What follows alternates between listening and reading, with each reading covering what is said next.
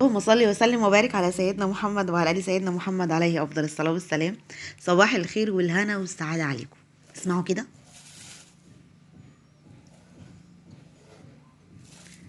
احلى كنافه هتعمليها تحفه ما شاء الله، اللهم بارك. مقرمشه ودايبه. عارفين يعني ايه مقرمشه ودايبه؟ مش مقرمشه وناشفه، لا، مقرمشه ودايبه ما شاء الله. بصوا الكريمه جواها عامله ازاي، بصوا شكلها. اسمعوا بقى.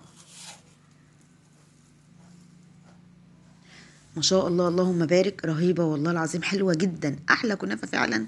عملتها من أول ما بدأت مثلا أعمل في حلويات رمضان. دي أحلى كنافة عملتها من أول رمضان صراحة. تعالوا بقى نشوف أنا عملت إيه. طلعت بالمنظر ده والذوبان ده والقرمشة دي إزاي. أول حاجة هبدأ بيها هعمل الكريمة.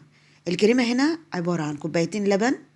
اللبن انا جايباه من عند اللبان، لبن بلدي، عشان يبقى تقيل معانا ما يبقاش خفيف. مش هحتاج كده احط له احط له قشطه. هحط هنا 4 معالق كبار نشا. هديها تقليبه كده على البارد، مش هحط اي حاجه تاني خالص. ليه يا وفاء مش هتحطي حاجه تاني خالص؟ لان اولا اللبن هنا تقيل جدا ما شاء الله، مش محتاجه احط قشطه. تاني حاجه هيبقى فيه عسل، وهيبقى فيه في الكنافه. فلو حطيت سكر على الكريمه هتدي طعم جازع قوي للكنافه، مش هتقدري تاكلي منها حاجه. ومش هتظبط معاكي العسل، يعني ايه، مش هتوازي معاكي العسل. آه، فاحنا ما بنحطش سكر على الكريمه عشان توازي معاكي الطعم. هنا بقى انا كنت ناويه اعمل شويه كده بالمكسرات، فجبتهم حطيت السوداني في كيس كده. السوداني ده متحمص، وايه، وبظهر الكوبايه المعياريه دي بقيت بالراحه كده بقى ايه بكسره. بس انا ايه شكلي مش هستعمله كده، فهنشوف الدنيا فيها ايه. يلا بينا. خلصته خلاص، كسرته ما كسرتوش يعني ناعم قوي، وجهزته هناك اهو على سنة اشتغل بيه. الكيس ده بقى فيه كيلو، فيه نص كيلو كنافه. بس الكنافه دي قلت له انا عايزاها طويله، او حته واحده كده اللي بيقول عليها طرح، عشان هعمل بيها اي حاجه بقى، هلفها، هعملها رول، هعملها. فباخدها بالمنظر ده. كانت جبت هنا نص كيلو، هبدا كده اقطعه واحده واحده كده معانا. انا طبعا سبت الكريمه تبرد خالص خالص خالص، وخلي بالك انا سايبه الكريمه. انا متقله الكريمه دي. ليه بقى؟ هقول لكم دلوقتي. اول حاجه بعد ما قصيتها كده زي ما انتم شايفين، بدات اخد كده ايه يعني ايه حاجه يعني شرايح طويله كده، واظبطها زي ما انتم شايفين اهو. والشريحه كده تبقى ماسكه في بعضها. لو لقيتيها كبيره شويه وحاسين انها هتبقى كبيره شويه، شيلي منها عادي، بس شيلي منها بالطول، يعني بصي زي ما انا شلت منها كده. هديها بس بخة ميه بسيطه عشان تمسك بس معايا، ما تبقاش هايشه قوي. هاخد بقى حته كريمه. بصوا الكريمه عشان هي الكريمه انا متقلاها عشان لما اجي احطها اعرف الكنافه. بلفها بقى كده ايه على هيئه مثلث. بصي اهي، لفيت كده على هيئه مثلث اهو، زي ما انتم شايفين اهو. الصينيه معايا اهي، مش هدهنها اي حاجه خالص، مش هدهن الصينيه اي حاجه، هحط الكنافه من غير ما ادهن اي حاجه. هخلص هنا كل الكنافه. طبعا اللهم صل على سيدنا محمد. برضو بصوا بنفس اللفه دي. وباخد كده الشرايح، وابدا احط الكريمه زي ما احنا بنحطها. اديها باخد ميه بسيطه خالص، مش كتير عشان ما تعجنش. خلي بالك عشان ما تعملش معاكي عجين. ماشي. وهبدا هنا ايه واحده واحده كده، والم والم والم. والفرافيت دي بحطها في قلب النص، في النص على فكرة. يعني الفرافيت اللي هي بتتفرفت دي بحط اللي هي اللي بحطها دي الطويلة دي، الشريحة الطويلة دي. واجيب الفرافيت احطها في النص والف عليها عادي، ما فيش اي مشكلة. بصوا هنا بقى كنت خلصت ما شاء الله. كانت دي بقى اللي باقيه، يعني يعتبر هنقول باقي مثلا 150 جرام. يعني اللي انا استعملته ده كله حوالي 350 جرام، مش كمان مش نص كيلو. ال 150 جرام دول ممكن هنعمل بيهم حاجه تانية باذن الله. هنا بقت معايا الشريحه الطويله الرفيعه دي. بدات كده افككها كده من بعضها بالراحه، وهي ماسكه في قلب بعضها. واخد بقى كل اللي هو الايه المكسر ده خالص. المكسر ده مش هينفع وانا مش هرميه. ماشي. رحت لما كله حطاه في وسط الشريحه اهو. بس الشريحه كانت من تحت عشان وانا بلفها تبقى مظبوطه معايا وانا بتلف، وهي بتتلف قصدي. معلش يا جماعه الصيام بقى وكده. اللهم صل على سيدنا محمد. وهنا خدت الكريمه حطيتها، بصوا بقى بالراحه بقى قوي على دي، لانها فيها حتت كتيره، فيها يعني ايه حاجات اسمها مكسر كتير، فبالراحه كده قوي عليها عشان خاطر ايه تتظبط معايا، عشان برضو مرميش حاجه.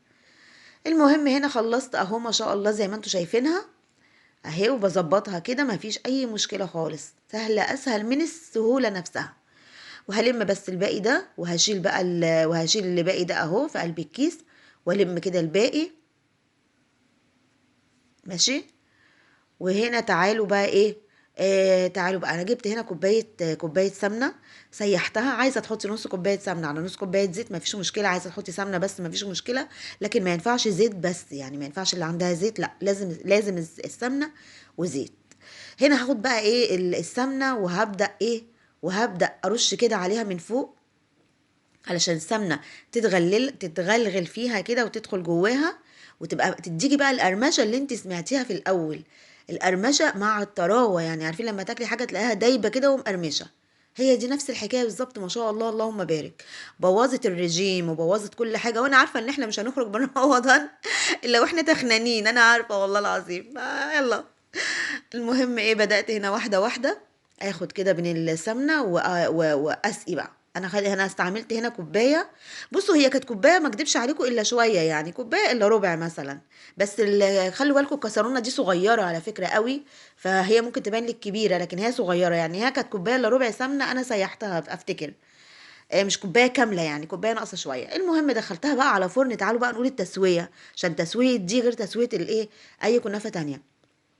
الكنافه دي عشان تستوي معاكي لازم تدخل على فرن 160 درجه، ما يبقاش الفرن حامي، عشان لو حامي هيحمرها لك من تحت، وهتلاقيها من جوه مش مستويه. فتحطيها على درجه حراره 160 وتسيبيها كده براحتها لحد ما تستوي من جوه ومن بره. وبعدين بعد ما تستوي خالص اهي، وتشوفي الظهر بتاعها بقى احمر خالص وبقى حلو ومظبوط، ولعي بقى عليها الشوايه كده على الهادي عشان ما تحرقش منك. كده تمام، كده عرفنا التسويه. ده العسل ما شاء الله اللي انا عاملاه معاكم، اللهم بارك، بصوا عامل ازاي جميل ما شاء الله، تقولي عليه عسل ابيض، ما تقوليش عليه عسل انت اللي عاملاه في البيت خالص. ما شاء الله شايفين قوامه عامل ازاي وشكله. هنا بقى جبت العسل وبدات هنا ايه بالمعلقه كده واحده واحده، وهي سخنه نزلت والعسل بارد. لما تكوني عايزاها مقرمشه تبقى هي سخنه والعسل بارد، عايزاها تبقى طريه هي سخنه يبقى العسل سخن. فهماني كده، انت كده معايا، عايزه الكنافه طريه العسل سخن، الكنافه سخنه. عايزاها مقرمشه حاجه فيهم، هما الاتنين تبقى سخنه والتانيه بارده.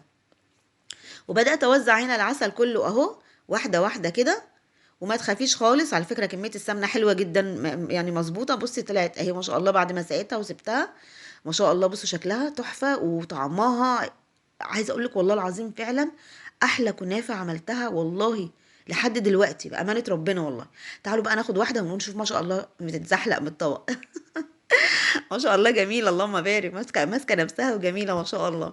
بصوا منظرها، بصوا بقى العسل وهو نازل عليها، انا ايه قلت ايه منظر كده، عارفين اللي هو حاجه كده بسيطه يعني، منظرها تحفه اللهم بارك. نجيب بقى شويه ايه، تعالوا بقى نجيب شويه فستق كداب من اللي احنا عاملينه انا ما عملتوش معاكم صدقوا، عايزين نعمله مع بعض باذن الله الفستق.